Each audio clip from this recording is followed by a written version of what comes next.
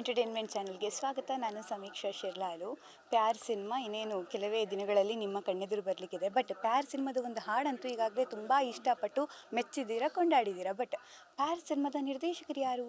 ಅದೇ ಸುಪ್ರೀತ್ ಅವರು ನಮ್ಮ ಜೊತೆಗಿದ್ದಾರೆ. ಅವ್ರ ಜೊತೆ ಮಾತಾಡೋಣ. ಸರ್ ನಮಸ್ತೆ. ನಮಸ್ತೆ ಮೇಡಮ್. ಹೇಗಿದ್ದೀರಾ? ನಮಸ್ತೆ. ಚೆನ್ನಾಗಿದ್ದೀನಿ. ತುಂಬ ಖುಷಿ ಆಯಿತು. ಯಾಕೆಂತಂದರೆ ನಮ್ಮ ಪ್ಯಾರ್ ಸಿನಿಮಾ ಸಾಂಗ್ ಅದು ಒಂದೇ ಮಾತಲ್ಲಿ ಹೇಳೋದಾದರೆ ಅದು ತುಂಬಾ ಚೆನ್ನಾಗಿ ರೀಚ್ ಆಗಿದೆ. ನಮ್ಮ ಮೊದಲನೇ ಸರಿ ನಾವು ರಿಲೀಸ್ ಮಾಡಿದಾಗ ಅಲ್ಲೊಂದು ಕಡೆ ಭಯ ಇರುತ್ತೆ. ಏನಕ್ಕೆ ಅಂತಂದರೆ ನಾವು ಮಾತ್ರ ಇಷ್ಟಪಡ್ತೀವೇನೋ, ಬೇರೆಯವ್ರಿಗೆಲ್ಲ ಇಷ್ಟ ಆಗುತ್ತೆ. ಯಾಕಂದರೆ ನಮ್ಗೆ ಖುಷಿ ಇದ್ದೇ ಇರುತ್ತೆ, ಚೆನ್ನಾಗಿದ್ದೇ ಇರುತ್ತೆ ಅನ್ನೋದೊಂದು ಇರುತ್ತೆ. ಆ ಥರ ಇರುತ್ತೆ. ಬಟ್ ಎಲ್ಲರಿಗೂ ಇಷ್ಟ ಆಗಬೇಕಲ್ಲ ಅದು. ಆ ಸಿನಿಮಾದಲ್ಲಿ ಮಾತ್ರ ತುಂಬ ಅಂದರೆ ತುಂಬಾ ಆ ಥರ 100ರಲ್ಲಿ 1% ಅಂತ ಹೇಳ್ಬೋದು ಅಷ್ಟೇ.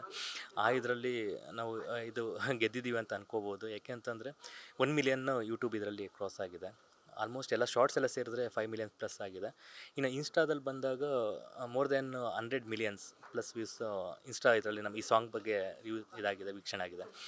ಅದು ತುಂಬಾ ಖುಷಿಯಾದ ವಿಚಾರ. ಅಂದರೆ ಏನನ್ಸುತ್ತೆ ಅಂದರೆ ಎಲ್ಲರಿಗೂ ರೀಚ್ ಆಗಿದೆಯಲ್ಲ, ಅದು ತುಂಬ ಇಂಪಾರ್ಟೆಂಟ್. ಯಾಕಂದರೆ ನಾವು ಹೊಸಬ್ರಾಗಿ ಇದ್ಕೊಂಡು ಹೊಸ ಆರ್ಟಿಸ್ಟ್ಗಳನ್ನ ಇಟ್ಕೊಂಡು ಹೇಗೆ ರೀಚ್ ಮಾಡೋದು ಅನ್ನೋದೇ ಒಂದು ದೊಡ್ಡ ಚಾಲೆಂಜಿಂಗ್ ಆಗಿರುತ್ತೆ.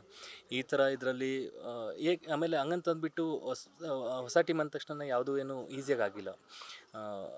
ಸಿಂಗರ್ಸ್ಗಳಾಗಿರ್ಬೋದು, ಸೋನು ನಿಗಮ್, ಶ್ರೇಯಾ ಘೋಷಾಲ್ ಮೇಡಮ್ ಹತ್ರ ಹಾಡ್ಸೋದ್ರಿಂದ ಹಿಡಿದು, ಆಮೇಲೆ ಲೊಕೇಶನ್ಸು ಅಂತ ಕಡೆ ಮಾಡೋದ್ರಿಂದ ಇರ್ಬೋದು, ಆಮೇಲೆ ನಮ್ಮ ಪ್ರೊಡ್ಯೂಸರ್ ಸಹಿತ ಎಲ್ಲ ಪ್ರತಿಯೊಂದಕ್ಕೂ ಸಹಿತ ಸಪೋರ್ಟಿವ್ ಆಗಿ ಇಂಥ ಹೇಳಿದ್ದಕ್ಕೆಲ್ಲ ಸಪೋರ್ಟ್ ಮಾಡೋದಿರ್ಬೋದು, ಪ್ರತಿಯೊಂದು ಸಹಿತ ಕೂಡಿ ಬಂತು. ಆಮೇಲೆ ಪ್ರತಿ ಹಂತದಲ್ಲೂ ಸಹಿತ ಎಷ್ಟೇ ಕಷ್ಟ ಇದ್ರೂ ಸಹಿತ ಅದನ್ನು ಫೇಸ್ ಮಾಡಿ ಒಂದು ಒಳ್ಳೆ ಔಟ್ಪುಟ್ ತೆಗಿಬೇಕು ಅನ್ನೋದು ಉದ್ದೇಶ ಅದು ತುಂಬಾ ಇತ್ತು. ಎಷ್ಟೇ ಕಷ್ಟ ಆದರೂ ಬಿಡಬಾರ್ದು. ನೋಡಿ, ಸಾಂಗ್ ಅಂತಂದ ತಕ್ಷಣ ಶ್ರೇಯಾ ಮೇಡಮ್ 7 ಇಯರ್ಸ್ ಆಗಿತ್ತು ಹಾಡಿ. ಎಷ್ಟೇ ಅಪ್ರೋಚ್ ಮಾಡಿದ್ರೆ ಯಾರಿಗೂ ಸಿಗ್ತಾ ಇರಲಿಲ್ಲ. ಬಟ್ ನಮ್ಮ ಟೀಮಲ್ಲಿ ಅದೇ ಪ್ರೊಡ್ಯೂಸರ್ ಮೇಡಮ್ ಅವ್ರನ್ನೂ ಸಹಿತ 2.5 ವರ್ಷದಿಂದ ಅವ್ರಿಗೆ ಫಾಲೋಅಪ್ ಮಾಡಿ ಬಿಡಲಿಲ್ಲ. ಹೇಗಾದ್ರೂ ಮಾಡಿ ಹಾಡಿಸ್ಲೇಬೇಕು ಅಂತ ಅವ್ರ ಹತ್ರ ಹಾಡಿಸಿ ಅವ್ರ ಕಾಂಬಿನೇಷನ್ ಆಫ್ಟರ್ 7 ಇಯರ್ಸ್ ಬಂದಿದೆ ಇವಾಗ. ಅದು ತೆರೆ ಮೇಲೆ ಸೌಂಡಲ್ಲಿ ಕೇಳ್ತಾ ಇದ್ದೀವಿ ಅದನ್ನು. ಅದು ತುಂಬ ಖುಷಿ ಇದೆ. ಆಮೇಲೆ ನೆಕ್ಸ್ಟ್ ಚಾಲೆಂಜಿಂಗ್ ಏನಂತಂದರೆ, ಇಂಥ ಸಾಂಗ್ ಬಂದಾದಮೇಲೆ ಅದನ್ನು ಯಾವ ರೀತಿ ಶೂಟ್ ಮಾಡಬೇಕು ಅಂತ ನಮ್ಮ ರಾಹುಲ್ ಮಾಸ್ಟರ್ ಜೊತೆ ಡಿಸ್ಕಸ್ ಮಾಡಿದಾಗ ಅವ್ರು ಹೇಳಿದ್ದೇನಂತಂದರೆ, ಇದು ತುಂಬ ಕ್ಲಾಸ್ ಆಗಿದೆ, ತುಂಬ ರೊಮ್ಯಾಂಟಿಕ್ ಆಗಿದೆ, ಇದನ್ನು ನಾರ್ಮಲಾಗಿ ಶೂಟ್ ಮಾಡೋಕ್ಕಾಗಲ್ಲ. ಮೇಯ್ನು ಹೀರೋ ಹೀರೋಯಿನ್ ಮಧ್ಯದಲ್ಲಿ ಒಂದು ಕೆಮಿಸ್ಟ್ರಿ ಬಿಲ್ಡ್ ಆಗಬೇಕು. ಆ ಕೆಮಿಸ್ಟ್ರಿ ಯಾವ ರೀತಿ ಇರಬೇಕು ಅಂತಂದರೆ, ಪ್ರತಿಯೊಬ್ಬರಿಗೂ ಸಹಿತ ಏನೋ ನಾವೇ ಅದರಲ್ಲಿ ಇನ್ವಾಲ್ವ್ ಆಗಿ ಇದ್ದೀವಿ ಅನ್ನೋ ಥರ ಫೀಲ್ ಆಗಬೇಕು. ಯಾಕಂದರೆ ಯಾರಿಗೇ ಆಗಲಿ ಒಬ್ಬರು ಒಂದು ಹುಡುಗಿಗಾಗಲಿ ಒಂದು ಕನಸಿದ್ದೇ ಇರುತ್ತೆ. ಈ ಥರ ಭಾಳ ಸಂಗಾತಿ ಆಗೋರು ಈ ಥರ ಇರಬೇಕು, ಆ ಥರದ್ದೆಲ್ಲ ಒಂದಷ್ಟೆಲ್ಲ ಇರುತ್ತೆ. ಅಂಥ ಫೀಲ್ ಇಟ್ಕೊಂಡಿರೋರಿಗೆ ಒಂದು ಒಳ್ಳೆಯ ಒಂದು ಕನಸನ್ನ ದೃಶ್ಯ ಮೂಲಕ ಕಟ್ಕೊಡ್ಬೇಕು ಅನ್ನೋ ದೃಷ್ಟಿಯಲ್ಲಿ ರಾಹುಲ್ ಮಾಸ್ಟರ್ ಸರ್ ತುಂಬಾ ಅದ್ರ ಬಗ್ಗೆ ಡೀಟೇಲ್ ಸ್ಟಡಿ ಮಾಡಿ ಹೀಗೆ ಬರಬೇಕು ಅಂತ ಹೇಳಿ, ಕಾಸ್ಟ್ಯೂಮಿಂದ ಹಿಡಿದು ಆಮೇಲೆ ಲೊಕೇಶನ್ಸ್ ಇದೇ ರೀತಿ ಬೇಕು ಅಂತಂದ್ಬಿಟ್ಟೆಲ್ಲ ಡಿಸಿಷನ್ ತೊಗೊಂಡು ಇಂಥದ್ದೆಲ್ಲ ಒಂದು ಪ್ಲ್ಯಾನ್ ಹಾಕ್ಕೊಂಡ್ವಿ ಆವಾಗ. ಬಟ್ ಪ್ಲ್ಯಾನ್ ಏನೋ ಈಸಿ ಇರುತ್ತೆ, ಎಕ್ಸಿಕ್ಯೂಷನ್ ಪಾರ್ಟ್ ಇರುತ್ತಲ್ಲ, ಅದು ಅನುಭವಿಸೋರಿಗೆ ಗೊತ್ತದು. ಇದರಲ್ಲಂತೂ ಲಡಾಖಲ್ಲಿ ಚೂಸ್ ಮಾಡಿದ್ದಿರೋ ರೀತಿ ಇರ್ಬೋದು. ಅಲ್ಲಿ ಬರೀ ಡ್ರೈ ಪ್ಲೇಸಲ್ಲಿ ನಾವು ಕಲರ್ಫುಲ್ಲಾಗಿ ತೋರ್ಸೋಕ್ಕಾಗಲ್ಲ. ನಮ್ಮ cameraman sir KS Chandrashekhar sir ಅವರು ಒಂದು ಒಳ್ಳೆ ದೃಶ್ಯ ಕಟ್ಕೊಡ್ತೀನಿ ನಾನು, ನನ್ನ ಮೇಲೆ ಬಿಟ್ಬಿಡಿ ಅನ್ನೋ ಥರದಲ್ಲಿ ಆ ಥರನೂ ಒಂದು ಹೋಪ್ಸ್ ಕೊಟ್ಟರು. ಅದೇ ರೀತಿ ತೆರೆ ಮೇಲೆ ಕಾಣಿಸೋದಕ್ಕೆ ಪ್ರಯತ್ನ ಮಾಡಿದ್ದಾರೆ. ಆಮೇಲೆ ಸ್ಟೆಪ್ಸು ಅಷ್ಟೇ, ಕೆಮಿಸ್ಟ್ರಿ ಬಿಟ್ವೀನ್ ಯಾರು ಹೀರೋ ಹೀರೋಯಿನ್ ಮಧ್ಯದಲ್ಲಿ ಅವ್ರು ಮಾಡಿಸೋದಿದೆಯಲ್ಲ, ಅದು ರಾಹುಲ್ ಮಾಸ್ಟರ್ ತುಂಬಾ ಆಲ್ಮೋಸ್ಟ್ 20 to 23 ಡೇಸು ಕಷ್ಟಪಟ್ಟಂದರೆ ಅಷ್ಟು ಈಸಿ ಅಲ್ಲ ಅದು. ಯಾಕಂದರೆ ಅದು ಎಮೋಷನ್ಸ್ ಆಗಲಿ, ಅದು ಫೇಸ್ ಎಕ್ಸ್ಪ್ರೆಷನ್ಸ್ ಆಗಲಿ, ಪ್ರತಿಯೊಂದನ್ನು ಸಹಿತ ಅವ್ರಿಗೆ ತುಂಬ ಟ್ರೈನಿಂಗ್ ಕೊಟ್ಟು ಮಾಡಿಸಿದ್ದಾರೆ. ಶೂಟಿಂಗ್ ಸ್ಪಾಟಲ್ಲೂ ಅಷ್ಟೇ ತುಂಬ ಕಷ್ಟ ಇತ್ತು. ಇಲ್ಲಿ ಸ್ಪೀಡಾಗಿ ಮಾಡ್ಬೋದು ಪ್ರಾಕ್ಟೀಸು, ಬಟ್ ಅಲ್ಲೇ ಆ ಸ್ಪೀಡಲ್ಲಿ ಮಾಡೋಕ್ಕಾಗಲ್ಲ ಒಂದು. ಆಮೇಲೆ ಹೈ ಸ್ಪೀಡ್ ಸಾಂಗ್ ಅಂತ ಹೇಳ್ತೀವಿ. ಏನಂತಂದರೆ, ನಾವು ನಾರ್ಮಲ್ ಸ್ಪೀಡಲ್ಲಿ ಸಾಂಗ್ ಶೂಟ್ ಮಾಡಿದ್ದಲ್ಲ ಇದು. ಅದೇ ಫಾಸ್ಟಾಗಿ ಶೂಟ್ ಮಾಡ್ತಂದ್ರೆ ಇಲ್ಲಿ ಅಂದರೆ ಸ್ಲೋ ಮೋಷನ್ ಬರುತ್ತೆ. ಅಲ್ಲಿ ಸ್ಪೀಡಾಗಿ ಇವಾಗ ಒಂದೇ ಮಾತಲ್ಲಿ ಹೇಳೋದಾದರೆ ಅಂತ ನಾರ್ಮಲ್ ಸ್ಪೀಡಲ್ಲಿ ಇರಲ್ಲ, ಅದು ಒಂದೇ ಮಾತಲ್ಲಿ ಹೇಳೋದಾದ್ರೆ ಅಂತ ಸ್ಪೀಡಲ್ಲಿ ಹೇಳ್ಕೊಂಡು ಅಲ್ಲಿ ಸ್ಟೆಪ್ ಅಂದರೆ ಮೂಮೆಂಟ್ ಮಾಡಬೇಕು, ಟೆಂಪೋ ಬೇರೆ ಇರುತ್ತೆ. ಅಂದರೆ ನಿಮ್ಗೆ ಅದು ಕೂಡ ಯೂಸ್ಫುಲ್ ಆಯಿತಾ? ಯಾಕಂದರೆ ಮೆಲೋಡಿಯಾಗಿ ಸ್ಲೋ ಆಗಿ ಹೋಗೋದು ತುಂಬ ಯೂಸ್ಫುಲ್ ಆಯಿತು. ಬಟ್ ಅದಕ್ಕೆ ಮೇಕಿಂಗ್ ತುಂಬ ಕಷ್ಟ. ಅದು ಅವರು ಇಷ್ಟು ಸ್ಲೋ ಆಗಿ ಎಲ್ಲಿ ಮಾಡೋಕ್ಕಾಗಲ್ಲ. ಫಾಸ್ಟಾಗಿ ಮಾಡ್ತು ಅಂದರೆ ನಮ್ಗೆ ಸ್ಲೋ ಆಗಿ ಸಿಗುತ್ತಲ್ಲಿ ಆ ಸಾಂಗಿಗೆ. ಆ ರೀತಿ ಇದರಲ್ಲಿ ಕಂಪೋಸಿಷನ್ ತುಂಬ ಚೆನ್ನಾಗಿ ಮಾಡಿದರು ಮಾಸ್ಟರ್. ಅದಕ್ಕೆ ತುಂಬ ಥ್ಯಾಂಕ್ಸ್ ಹೇಳ್ತೀನಿ ರಾಹುಲ್ ಮಾಸ್ಟರ್ಗೆ. ಅವರಂತೂ ತುಂಬಾ ಎಫರ್ಟ್ ಆಗಿ ಈ ಥರ ಒಂದು ಔಟ್ಪುಟ್ ಬರೋದಕ್ಕೆ ಮೇಜರ್ ಪಾರ್ಟು ಮಾಸ್ಟರ್ ಅಂತೂ ತುಂಬಾ ಎಫರ್ಟ್ ನಾವು ಖಂಡಿತ ನೋಡಿದ್ದೀವಿ. ಸರಿದು ಇದೆ. ಬಿಕಾಸ್ ಏನಕ್ಕೆ ಅಂದರೆ, ಫಸ್ಟು ಕಾಲ್ ಬರ್ತಿದ್ದಂಗೆ ಒಂದು ಮೀಟಿಂಗು ಯಾವಾಗ ನಾವು ಮಾಡಿದ್ವು, ಸೊ ಆಲ್ರೆಡಿ ಫುಲ್ ಪ್ಯಾಕ್ಡ್ ಆಗಿದ್ರು ಸರ್.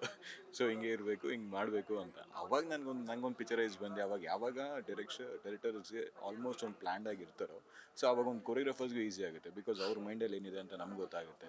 ಸೊ ಅವ್ನ ಕೋರ್ಡಿನೇಷನ್, ಒಂದು ಬಾಂಡ್ ಚೆನ್ನಾಗಾಯಿತು, ಹಂಗಾಗಿ ಸಾಂಗ್ ಔಟ್ಪುಟ್. ಒಟ್ಟಿನಲ್ಲಿ ಎಲ್ಲ ಟೀಮ್ ಎಫರ್ಟ್ ಇದು.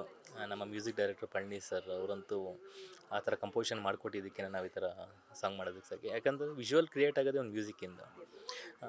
ಆ ಮ್ಯೂಸಿಕ್ಕಿಂದ ಕ್ರಿಯೇಟ್ ಆಯಿತು ಅಂದರೆ ತುಂಬ ಚೆನ್ನಾಗಾಗುತ್ತೆ ಅನ್ನೋ ನಂಬಿಕೆ ತುಂಬಾ. ಅದೇ ರೀತಿ ನಾವು ಸಿನಿಮಾನೂ ಅದೇ ರೀತಿ ಮಾಡಿದ್ದೀವಿ. ಪ್ರತಿಯೊಬ್ಬರು ಆಶೀರ್ವಾದ ಮಾಡಬೇಕಂತ ಕೇಳ್ಕೊತೀವಿ. ಇನ್ನೂ ಹೆಚ್ಚಿನ ಸಂಖ್ಯೆಯಲ್ಲಿ ಸಾಂಗ್ನ ನೋಡಿ ಅದ್ರದ್ದು ಇನ್ನೂ ಮೆಚ್ಕೋಬೇಕು ಅಂತ ತುಂಬ ಇನ್ನೂ ಅಂದ್ಕೊಂಡಿದ್ದೀವಿ. ಅದಕ್ಕೆಲ್ಲ ಸಪೋರ್ಟ್ ನಿಮ್ಗೆ ಯಾವಾಗಲೂ ಹೀಗೆ ಇರಲಿ. ಮುಂದಿನ ದಿನಗಳಲ್ಲಿ ಇನ್ನೂ ಹೆಚ್ಚಿನ ಇನ್ನೂ 4 ಸಾಂಗ್ಸ್ ಇದೆ, ಬರ್ತಾ ಇದೆ, ಕೇಳಿ ಆಶೀರ್ವಾದ ಮಾಡಿ ಅಂತ ಕೇಳ್ಕೊತೀವಿ. ಎಸ್, ರವಿಚಂದ್ರನ್ ಸರ್ ಇರುವಂಥದ್ದು ಒಂದು ದೊಡ್ಡ, ಆಲ್ರೆಡಿ ನಿಮ್ಗೊಂದು ಹಿಟ್ ಸಿಕ್ಕಂಗೆ ರವಿಚಂದ್ರನ್ ಸರ್ ಇದ್ದಾರೆ, ಒಪ್ಕೊಂಡಿದ್ದಾರೆ ಅಂತ. ಈ ಪ್ರೀತಿ ಪ್ರೇಮ ಅಂತೆಲ್ಲ ಅಂದಾಗ ನೆನಪಿಗೆ ಬರೋದು ಅದು ರವಿಚಂದ್ರನ್ ಸರ್. ಈಗ ಅವರನ್ನು ಪ್ಯಾರ್ ಅನ್ನೋಂಥ ಸಿನಿಮಾದಲ್ಲಿ ನೀವು ವಾಪಸ್ ಕರ್ಕೊಂಡು ಬಂದಿದ್ದೀರಾ. ಜೊತೆಗೆ ಪ್ರೀತಿ ಪ್ರೇಮ ಇದರೆಲ್ಲ ರಿಲೇಟೆಡ್ ಹಲವಾರು ಸಿನಿಮಾಗಳನ್ನು ಕನ್ನಡಿಗರು ಆಲ್ರೆಡಿ ನೋಡಿಬಿಟ್ಟಿದ್ದಾರೆ. ಈಗ ಈ ಸಿನಿಮಾ ಯಾಕೆ ನೋಡೋಕ್ಕೆ ಬರಬೇಕು? ಯಾಕಂದರೆ ಇದರಲ್ಲಿ ಏನು ವಿಶೇಷತೆ ಇದೆ? ಕನ್ನಡಿಗರನ್ನು ಹೇಗೆ ಅದು ಕೂರಿಸುತ್ತೆ? ಇವಾಗ ನಾವು ಸಿನಿಮಾ ಪ್ಯಾರ್ ಅಂತ ನಾವು ಟೈಟಲ್ಲು ಇಡೋದಕ್ಕೆ ಮುಂಚೆನೇ ನಾವು ಒಂದು ಸ್ಕ್ರಿಪ್ಟ್ ಮಾಡ್ಕೊಂಡಿರ್ಬೇಕಾಗುತ್ತೆ. ಆ ಸ್ಕ್ರಿಪ್ಟ್ ಹೇಗಿರಬೇಕು ಅಂದರೆ ಒಂದು ವಿಭಿನ್ನತೆ ಇತ್ತು ಅಂದರೆ ಮಾತ್ರ ಜನಗಳಾಗಲಿ ಯಾರೇ ಆಗಲಿ ನಮ್ಮ ಅಕ್ಕಪಕ್ಕದವ್ರನ್ನ ಫಸ್ಟ್ ಒಪ್ಪಿಸ್ಬೇಕು ನಾವು ಫಸ್ಟು. ಯಾಕಂದ್ರೆ ನಮ್ಮ ಇದರಲ್ಲಿ ಒಂದು 10 ಜನ ಇರ್ತಾರಂತ, ಮಿನಿಮಮ್ ಅಂತ ಒಂದು 9 ಜನಕ್ಕಾಗಿ ಒಪ್ಪಿಸ್ಬೇಕು ನಾವು. ಅದು ಏನಕ್ಕೆ ಅದು ಇಂಪಾರ್ಟೆಂಟ್ ಆಗುತ್ತೆ ಅಂತಂದರೆ, ಅದ್ರಲ್ಲಿ 9% ಅದು ಮಲ್ಟಿಪಲ್ ಆಗ್ತಾ ಹೋಗಿ ಜನಗಳು ಯಾರು ನೋಡ್ತಾರೆ ಅವ್ರದ್ದೇ ಇದು ಒಪಿನಿಯನ್ ಆಗಿರುತ್ತೆ. ಈ ದೃಷ್ಟಿಲಿ ಹೇಳಬೇಕು ಅಂದರೆ ಫಸ್ಟು ನಾವು ಸ್ಕ್ರಿಪ್ಟ್ ಮಾಡಬೇಕಾದ್ರೇ ಒಂದು ಎಮೋಷನಲ್ ಸಿನಿಮಾ ಮಾಡಬೇಕು. ಲವ್ ಅನ್ನೋದು ಯಾವ ರೀತಿ ಇರಬೇಕು ಅಂದರೆ, ಇದುವರೆಗೂ ಸಹಿತ ಮಾಡಿದರೆ ಎಲ್ಲ ಇದಾಗಿದೆ, ನಂದು ಏನು ಹೊಸ್ತಂತ ಹೇಳೋದಕ್ಕೆ ಹೋಗಲ್ಲ, ಬಟ್ ನಾವು ತೋರಿಸಿರೋ ರೀತಿ ಇದೆಯಲ್ಲ, ಇವಾಗ ಒಂದು ಕಡೆ ಅಳು ಬರುತ್ತೆ, ಅದು ಟಾಪ್ ಮೋಸ್ಟ್ ಅಳು ಅಂತಂದ್ರೆ ಏನಂತ ಬಿಕ್ಲಸೆಲ್ಲ ಅಳ್ತೀವಿ, ಅದು ತಡ್ಕೊಳಕ್ಕಾಗಲ್ಲ.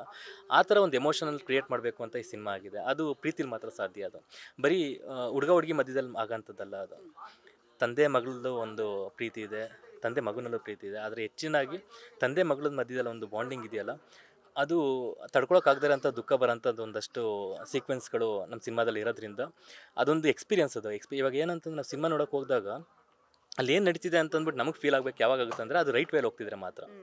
ಅಂದರೆ ಓಕೆ ಈ ಥರ ನಡೆದ್ರೆ ಈ ಥರ ಆಗುತ್ತೆ ಅಂತ ಇದ್ದರೆ ಮಾತ್ರ, ಆ ಥರ ಇದ್ದಾಗ ಮಾತ್ರ ನನಗೇನು ಆಗ್ತಿದೆ ಅಂತ ನನ್ನ ಕಣ್ಣಲ್ಲಿ ನೀರು ಬರುತ್ತೆ. ಆ ಥರ ಸನ್ನಿವೇಶಗಳನ್ನ ಸಿನಿಮಾದಲ್ಲಿ ತುಂಬ ಇದೆ. ಯಾವುದೇ ನೋಡ್ತು ಅಂತಂದ್ರೂ ಸಹಿತ ನನಗೇನು ಆಗ್ತಿದೆ ಅನ್ನೋ ಥರದ್ದೆಲ್ಲ ಫೀಲ್ ಆಗಿದೆಯಲ್ಲ, ಆ ಎಕ್ಸ್ಪೀರಿಯನ್ಸ್ ಮಾಡಲಿ ಅನ್ನೋದಕ್ಕೋಸ್ಕರ ಸಿನಿಮಾ ನೋಡಬೇಕು ಅಂತ.